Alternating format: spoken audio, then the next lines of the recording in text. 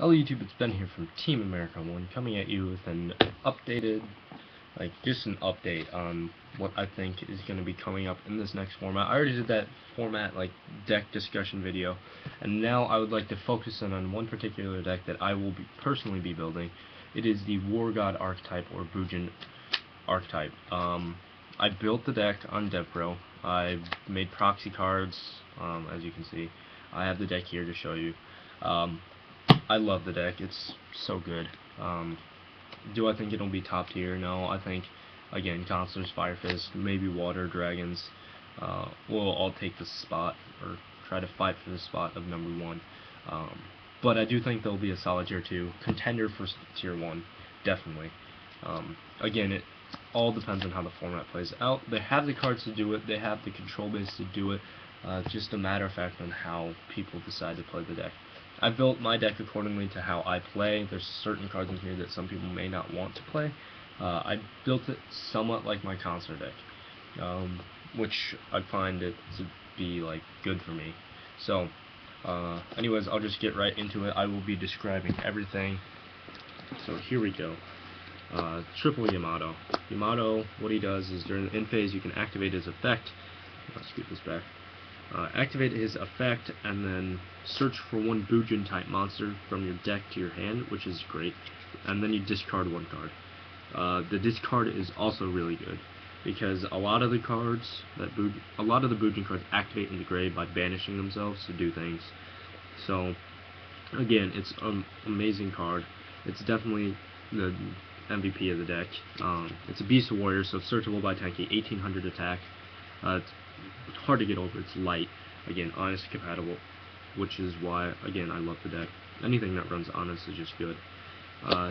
Triple Crane, or Bujin Crane, Bujingi, I don't know.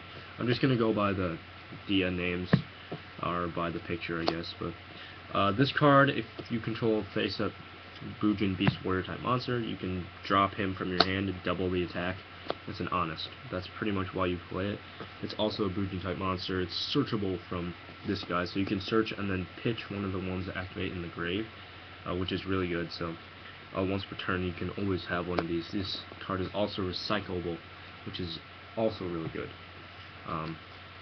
Again, so Yamato plus Crane is again devastating. Triple Kian, or Keelan. What this guy does is if you control face-up Bujin or Bujin Beast Warrior type monster, I can't remember. Again, all these proxies are in Japanese. But if you control face-up, let's say Bujin Beast Warrior type, you can banish this from your grave to destroy one face-up card on the field, and you can only activate his effect once per turn. He's probably my favorite. It's target one face-up card on the field, so it can hit those nasty cards that need to go, I guess. Necro Valley.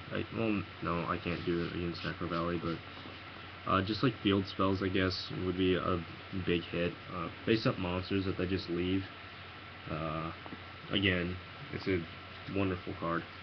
And then, again, triple Bujin Turtle. This guy just prevents your cards from being targeted from certain spells or traps or card effects. So, also the fact that Yamato cannot be Veilered is pretty good. Again, it's like that Pollux concept where you can Veiler him, but his effect activates in the end phase, and that's when Veiler's effect is ended, so he still gets his effect to search and then discard. So again, it's good. And then to wrap it up, I run a bear. So again, very much like Constellars, one bear, 2 Maxis, and the Honest. So again, the same number of monsters, so 12 Bujin type monsters, and then 4 non-Bujin, which is the Maxis, the Honest, and the Bear, which is exactly how I run my Constellars. So there's the similarities there. For the spells, Monster Reborn, Heavy Storm, Foolish Burial. It sends those cards that activate in the grave to the grave, which is also really good. Sets up big plays. 1 Book of Moon, 1 Pot of Avarice.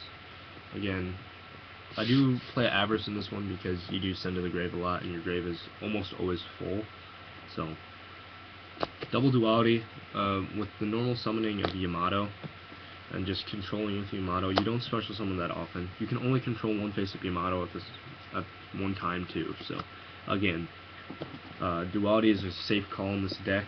I feel that it just lets you get to your power plays faster, and if you do duality into a Yamato, you just normal summon it, and then do all that searching shenanigans, and the next turn you just go off. 2 Mystical Space Typhoon.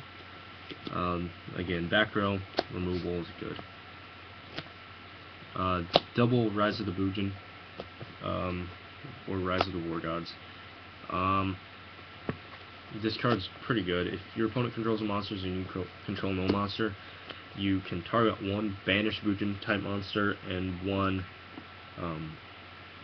Bujin type monster in your grave, special summon them, and then you can't exceed summon into anything besides a beast, beast warrior, or winged beast type monster. Again, this is just to make a Susano. Triple Tenki. Tenki searches out your bear, searches out your Yamato, plus 100 attack. It's pretty good. Then onto the traps. Solemn Warning, Solemn Judgment, and Mirror Force. Again, Mirror Force punishes overextension. I like it at 1. Double Bottomless, Double Compulse. I don't run Torrential in this deck, just because I feel that I can remove monsters well enough with Keelan and everything else. But at the same time, I don't like losing my board, so I feel as if no Torrential is just a safe call on my part. But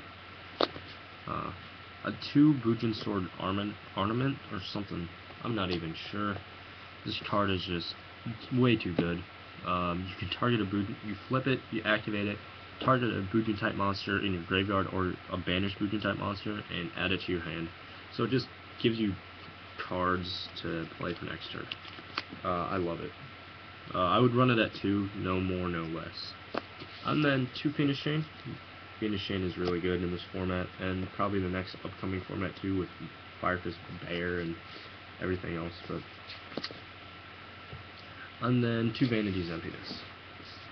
This card, man, this card plus Yamato is GG probably, or most likely, because the chances of them being able to get over Yamato without special summoning are very low.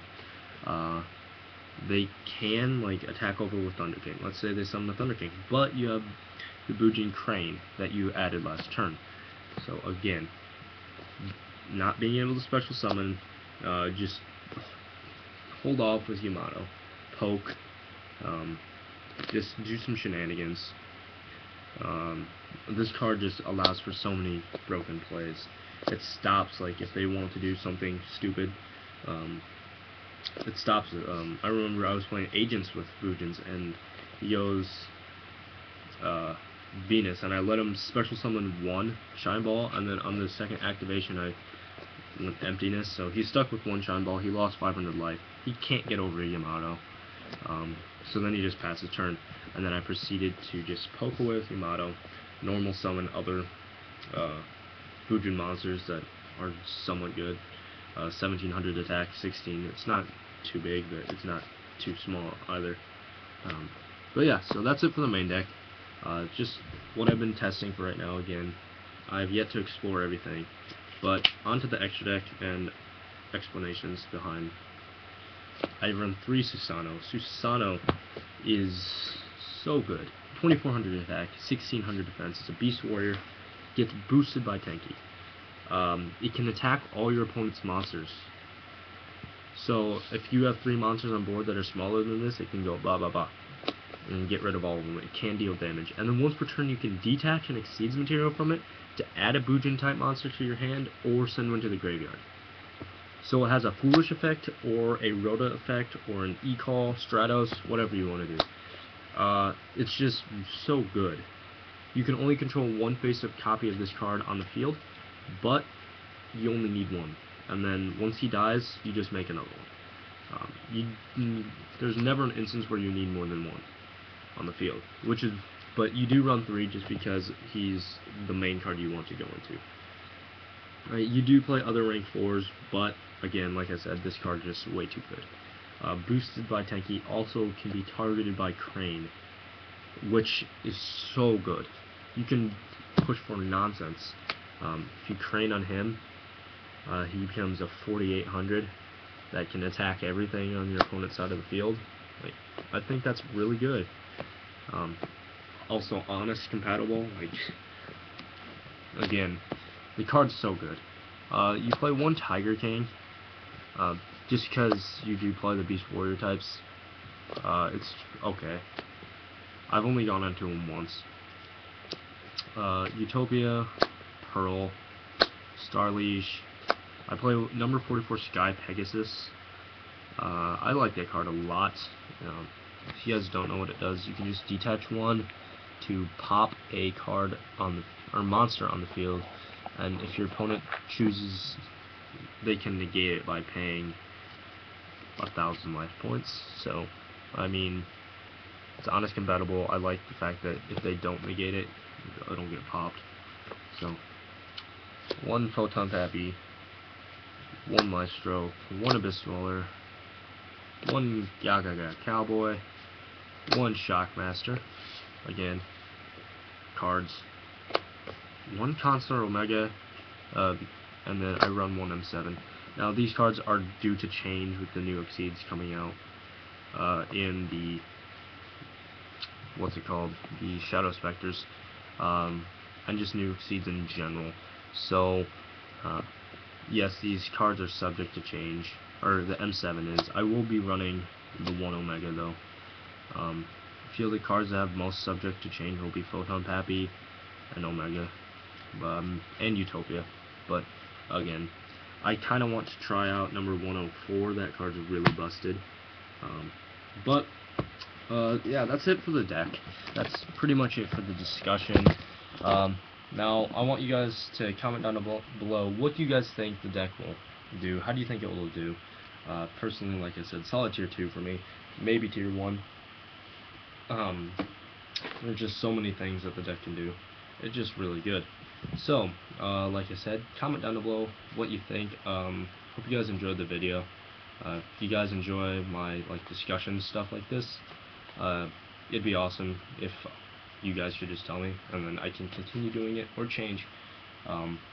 But again, I'm trying to get into the more discussion type with the viewers, not just deck profiles, not just openings or doing random shenanigans, but I'm trying to get more in topic, down to earth Yu-Gi-Oh discussion, which I think is good for the channel. I don't know, just my personal preference. But thank you guys for watching. Don't forget to comment, rate, and subscribe. Like the video, share the video, do whatever you want. But thank you guys for watching. I will see you guys next time.